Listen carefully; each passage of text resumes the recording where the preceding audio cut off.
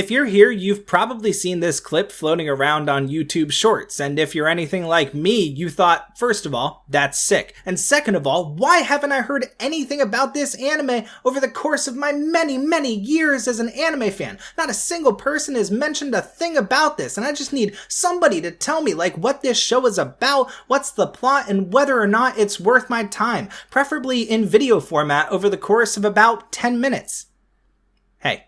How's it going? Hello and welcome to the long-anticipated follow-up episode of Binging Past Season, a sequel that is basically guaranteed to do worse than the first one, and if it doesn't, I need to seriously reconsider which anime I make videos about. Today we're talking about Nurarihyon no Mago, or Nura, Rise of the Yokai Clan, an anime from the bygone years of 2010 and 2011 about a little bastard who breaks into your house and steals your shit, but it's so much more than that. I won't be spoiling anything major, so don't worry about that. I really just want to talk about three things. The first is what makes this scene so compelling, the second is what makes a shonen so compelling, and the third is whether or not you should dive into an anime that is dead in the water. But first, what exactly is going on here and why does his head look like that? This is Nurarihyon, a yokai that is sometimes a bit of a rascal and sometimes a big fucking problem. A few centuries ago, he caused a bit of a ruckus around Japan with his night parade of 100 demons, but now he's just a small little guy. He couldn't hurt anybody, right? Right? He established the Nura family, a Yakuza-style clan of yokai who exist in Tokyo to this day, and it's finally time for his grandson to take over as the third heir. The only problem being, he's a whiny little shit. He's 3/4 human and he does not like yokai, so he doesn't want the nepo baby job that his grandpa set up for him. But with all the enemies that the Nura family has and trouble stirring in his local town, he might not have much of a choice. But wait, you say to your computer screen, I can't actually hear you, by the way, this is pre-recorded. You mentioned the night parade of 100 demons. That sounds pretty cool. What is that? It's this.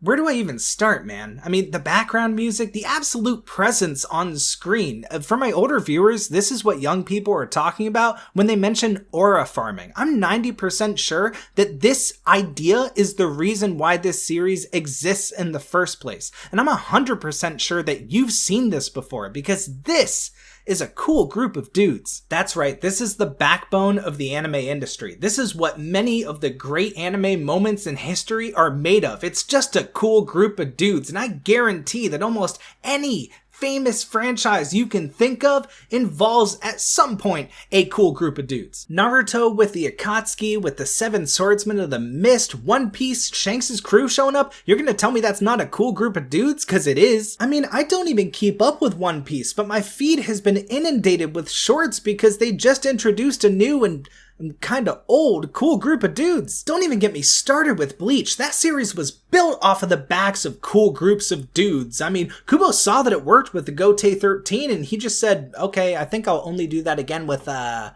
Bounce, the Arankar, the Vizards, the Quincy. You forgot to mention the Fullbringers.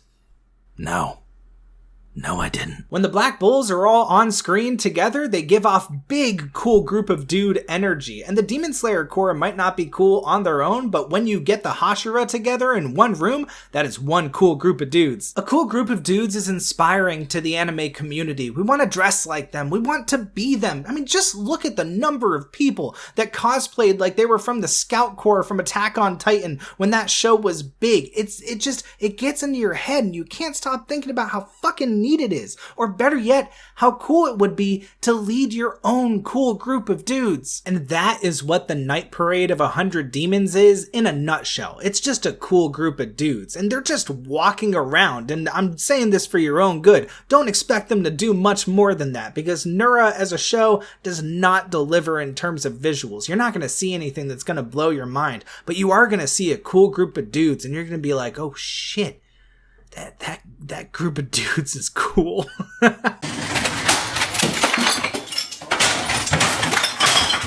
But I think there's a reason why we see this trope so often, and I think there's a reason why it works, and it boils down to what makes a shonen anime. And for the record, I've gotten more answers to that question than I can count on both hands. Some people will say that a shonen is any series that gets published in the weekly Shonen Jump magazine, while other people will say that it's any anime that has a target demographic of young men, which is weird because that's like, basically all of them. And yet other people will just say that like any anime that they watch that reminds them of one of the big three, oh, that counts as a shonen. That's me, by the way. I do that.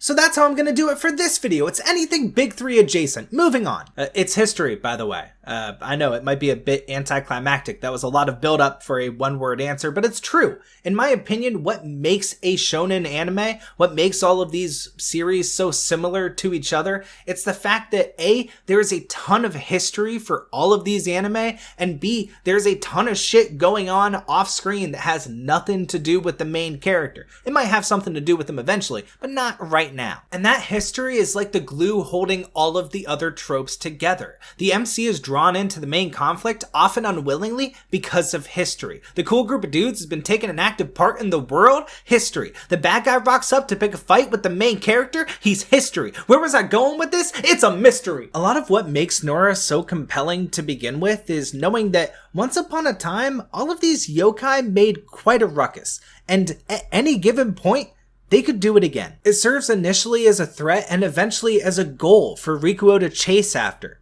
That's the main character, by the way. I don't think I said his name yet. And just like that, we've got an ambition for the main character and excitement for the audience. The night parade of 100 demons that his granddad led was crazy and wacky, and what's the one that he leads gonna look like, and how sick is that gonna be when it finally shows up on screen? Right, so now we get to the bad news. There are two things you need to know about Nura if you're thinking about picking it up. And the first is that the night parade is never going to live up to your expectations. Yeah, season 1 was kind of hideous, honestly, and season 2 was an improvement in terms of quality, but neither season ever really hit very hard when it comes to their action scenes. It's more so, it's a bunch of really cool concepts, it's a great story, but you know, there's no Sakuga, there's no mind-blowing animation here. And the second thing you need to know is that Nura was a 25-volume run when it came to the manga, and the anime covers up to volume 16. There is a giant piece of the story that is missing. It's honestly the third act that is missing, and you can very much tell it's missing when you watch the anime, and it's probably never going to be adapted. So if you want to finish this series, you gotta read the manga. I know, it's unholy, this thing called reading. I personally wouldn't do it, not even for a series this good, but hey, you know, maybe if you want to try it, go for it. I struggle a lot with Nura because, like, this is my shit. This is, like, specifically what I'm into. I gave Mysterious Disappearances a 10 out of 10. This is right up my alley. This is the type of stuff that I like. And the story and the world itself, the history in it, the plot, everything is super inspiring. It really just, it was like a bug living in my head the whole time I was watching the show. I couldn't stop thinking about the concept, about the night parade, about all the neat things about this show. And yet, it just suffers from quality control issues, particularly in season 1. Yura's voice actor sounds like she was recording her lines 10 feet away from a $5 microphone, and it just doesn't look good. The action scenes are all extremely lacking, and the quality upgrade from season 1 to 2 is kind of shocking, but they still don't quite hit the mark on making their fight scenes cool, on making any action scenes really hit.